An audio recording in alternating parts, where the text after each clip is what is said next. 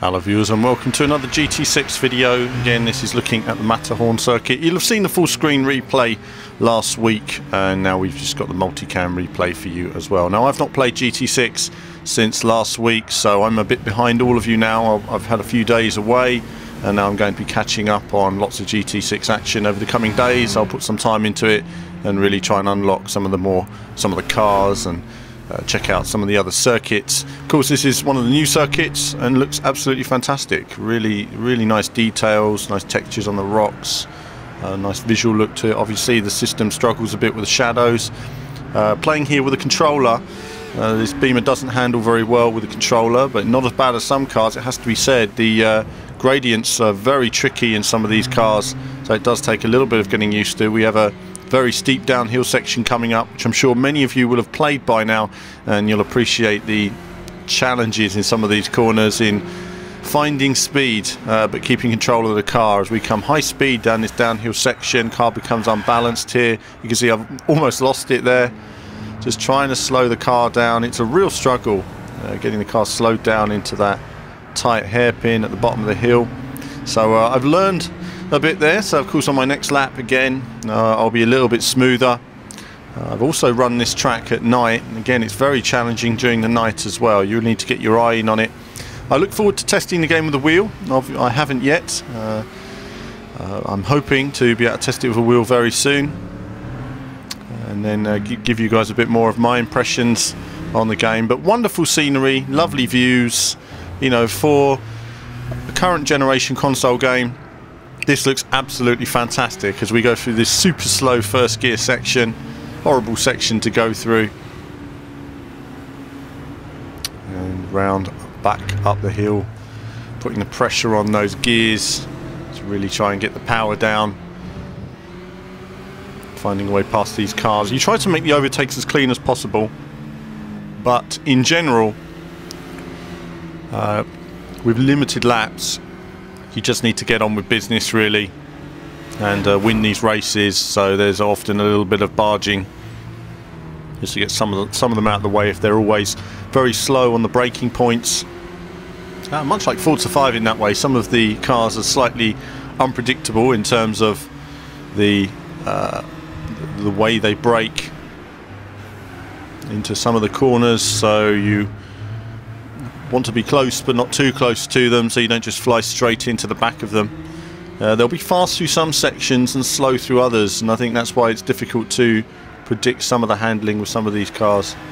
But again, you've got those views there, fantastic, really nice detail in car. I think it just shows the potential of Gran Turismo 7 on the PS4 as well. Lots of discussion as to why they released it on PS3 instead of PS4. I think this game was probably put in development 4 to 5 years ago, before the concept of PS4 was even due, and perhaps PS4 may have been brought forward earlier to compete with Microsoft. And of course, the game makers, they have no chance then of altering that process. Either way, the models they have and the LODs are extremely detailed and should port across very quickly. What with all the other details, I'm sure they can bring across as well. Gran Turismo are not going to do a half a job. You know that Polyphony are going to do a solid job, and they're going to use all the power of the new system to really bring the best experience they can. And unfortunately that means that despite them saying it could be out next year, one can't help but feel that's a little bit unlikely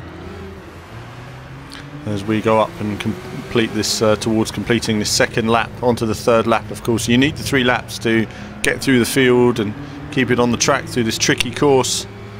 Certainly one that will take a lot of practice to get absolutely perfect, and requires some patience here and there as well as we go into this third lap. Again, nice to see the track snaking off into the distance. The texture improvements since E3 as well, lots of improvements to this circuit since E3, in terms of texture, in terms of lighting.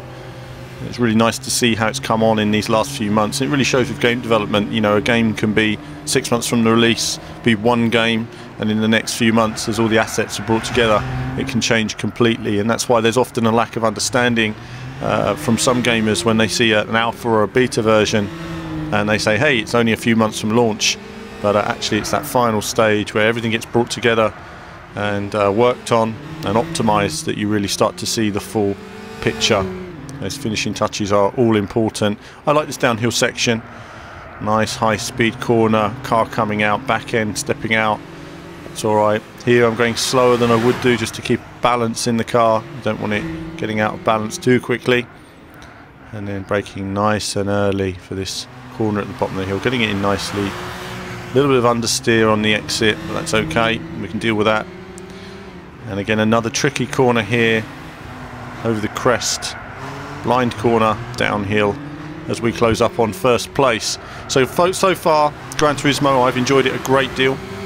I'm not going to do Forza Gran Turismo comparisons and all that stuff. There's lots of channels doing that already, but I'm bound to do some comparison videos at some point and try out some of the different titles that I think are relevant in terms of comparison. I often see a lot of irrelevant comparisons going on YouTube, comparing PS3s to modern PCs. It really is a pointless comparison. Obviously, when these guys have the same tech, I'm sure they would produce something that would be top of the range again. And in other videos, I'm going to be talking more about the handling as well, though I would like to hold back on a lot of that opinion until I have the wheel set up. Hopefully I'll have a temporary setup in the coming days. But that's it for this video, and as ever, there'll be more from me very soon.